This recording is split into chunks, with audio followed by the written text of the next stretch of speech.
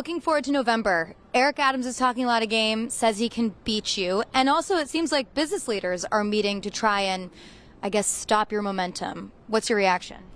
You know, this is all a recognition of what we've built over 8 months, which is the kind of campaign that has very little precedent in our city, one that speaks to New Yorkers across the 5 boroughs with a focus on affordability.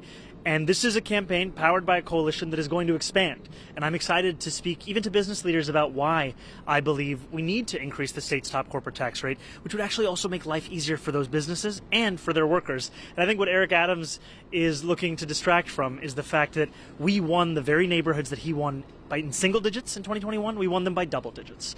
Bed-Stuy, Harlem, Washington Heights. Our coalition is one that looks in some ways like his, but unlike what he did over the last 4 years, we're actually going to deliver on our promises. And quickly on the business leaders, are you looking to either talk to Kathy Wild or those that she can connect you with to try to beef up, I guess, advisors or, you know, how you'll explain your economics to those people that are worried about your policies? Absolutely. It's been a pleasure to speak with Kathy Wild over the course of this campaign, and even in moments of disagreement, always knowing that there's a conversation to be had. It's something that I'm even more committed to, because for too long we've understood politics as something that only takes place between people who agree on everything. This needs to be a city where we meet, especially with those that disagree with us. What's up with Cuomo calling and saying congratulations, but now he is considering maybe jumping in? Or, I mean, staying in through the general? I appreciated the call from the governor. I appreciated his concession, and I told him what I've been telling New Yorkers, which is that my focus is on bringing the Democratic Party back together and on leading this city. No matter if a New Yorker voted for me or voted for Andrew Cuomo or didn't vote at all out of frustration with a broken political system, I will be their mayor. Hochul today asked her, you know, where's the endorsement for the Democratic nominee? She said she still has to make a couple calls. There are obvious points of disagreement, but she is the de facto head of the party. Do you think that she's hesitant right now and skeptical? And what do you make of, I guess, the others like Hakeem Jeffries? I know you also spoke to Chuck Schumer. How have those conversations been going? I've appreciated all those conversations. And frankly, one of the things we all know about Governor Hochul is her focus on affordability. And that is what has driven this entire campaign. And that's part of the conversation I had with her, with House Minority Leader Jeffries, with Senator Chuck Schumer, is how we build on this campaign to deliver these very things. And I'm looking to earn endorsements of so many New Yorkers who weren't a part of this original coalition, but join us as we look to deliver on its promise. So right now, do you think that they're accepting you, or like, how do you feel about that? Like, do you think you're still kind of like the outside looking in and they're a little hesitant about you? I feel very much like we have moved from the outside firmly into the mainstream of the politics of this city, firmly because of the support of New Yorkers. I mean, we're talking about having received more votes than Eric Adams got through the entirety of ranked choice voting in 2021, and we did it just in the first round. It's a realignment in this city that is driven by a desire for results. Let me get to your policies. I talked to Carl Hasey, too, this morning, and he said, you know, people said I was inexperienced, too, when I first won the speakership. And he also said, look, the Assembly is always wanting to tax the wealthy.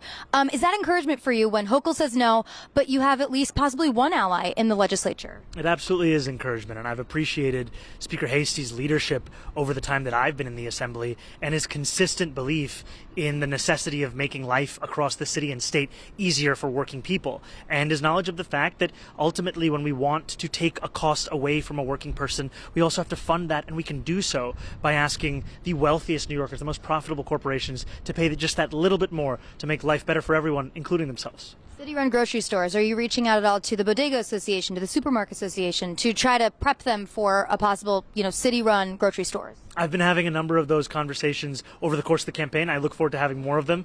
And I think ultimately, speaking to the fact that for many New Yorkers, they can't even find a place to have affordable groceries at their fingertips. And the pilot program that we've spoken about, 1 in 5 boroughs, is something that would cost less than half of what the city's already spending in its City Fresh program. Donald Trump called you a 100% communist lunatic.